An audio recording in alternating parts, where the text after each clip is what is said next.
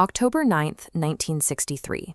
In the Belluno Dolomites of northern Italy, a mountain slope failed at high velocity. The resulting event killed more than 2,000 people. The geography of the Vajont Valley is defined by aggressive topography. Vertical rock walls create a narrow gorge that, in the early 60s, was the site of the world's tallest arch dam. This structure survived the night. Despite a catastrophic impact that overtopped its crest by hundreds of feet, the concrete arch remained almost entirely intact. The disaster at Vajont represents a documented case of geotechnical failure, recorded in the engineer's own logbooks over a period of 3 years. A post-mortem of the event requires cross-referencing 3 years of reservoir loading data against the daily displacement metrics logged on the slopes of Mount Toc. The data shows that the disaster was predictable. High-fidelity measurements of the mountain's motion existed, but they failed to cross the threshold into institutional action. In the late 1950s, the Adriatic Electric Company, known as SADE, began filling a reservoir designed to impound 150 million cubic meters of water for hydroelectric power. Chief engineer Edoardo Semenza oversaw the project. The site was chosen for its dramatic depth, with the peak of Mount Toc rising almost vertically from the southern bank of the gorge.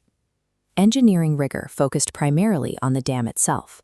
The concrete's curvature and the integrity of the immediate bedrock foundation were studied in extraordinary detail. While the dam's localized geology was scrutinized, the wider geology of the basin walls was not. Applying extreme precision to a structure while ignoring the material reality of its container is a fatal error in large-scale infrastructure planning. In 1959, geologist Edoardo Semenza conducted a site survey of the slopes above the planned waterline and mapped a significant geological hazard. Semenza identified an enormous paleolandslide resting on a slick band of clay. This lubricated fault meant the mountain was essentially debris on a prehistoric slip surface. Filling the reservoir introduced hydrostatic loading, pushing water pressure upward into the ancient slip plain. This poor water pressure directly countered the normal stress holding the mountain in place.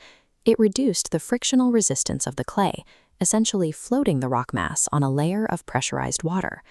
A second report from rock mechanics engineer Leopold Müller reached the same conclusion. SADE was warned that the slopes above their reservoir were dormant slides waiting for a trigger. The company chose to proceed, effectively turning the reservoir into a hydraulic wedge. SADE began filling the reservoir in February 1960. 9 months later, the mountain responded. On November 4, 1960, 1 million cubic yards of rock detached from Mount Toc and slid into the lake. This failure validated the Semenza and Müller hypotheses. The mountain was moving precisely as the geologist had predicted. SADE executives reasoned they could manage this movement.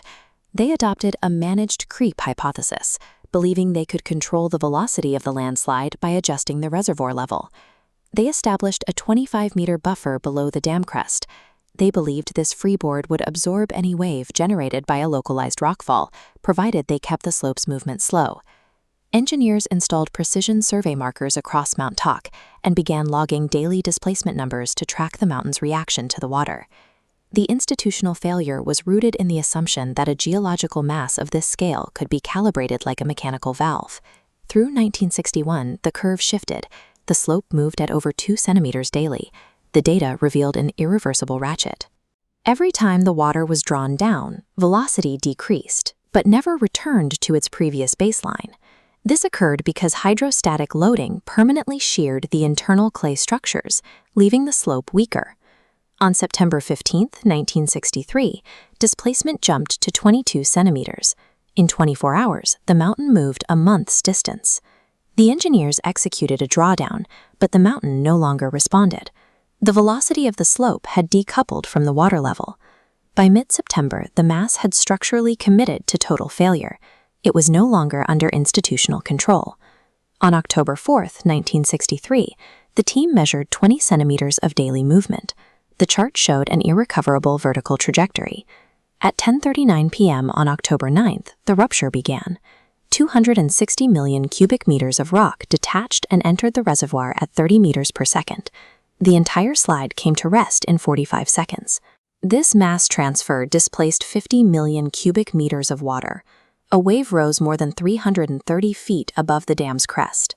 This water accelerated down the narrow gorge and reached the town of Longarone in 4 minutes. It arrived as a kinetic mass of mud, rock, and air, moving fast enough to flatten masonry. The catastrophic release of energy matched the volumes and timelines already present in the ignored geotechnical models. The event resulted in a 94% fatality rate in the at-risk zone. More than 2,000 people died as the wave erased multiple villages along the Piave. Initial legal inquiries in 1968 focused on individual negligence, largely ignoring the institutional pattern that allowed warnings to be filed and forgotten.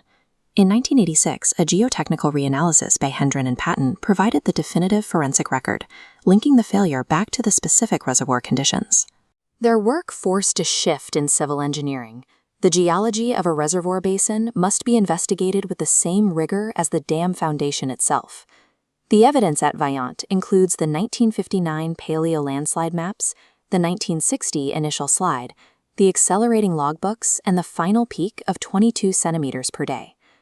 High-precision field data existed, but it lost out to institutional calculations regarding cost, schedule, and the difficulty of draining a national asset.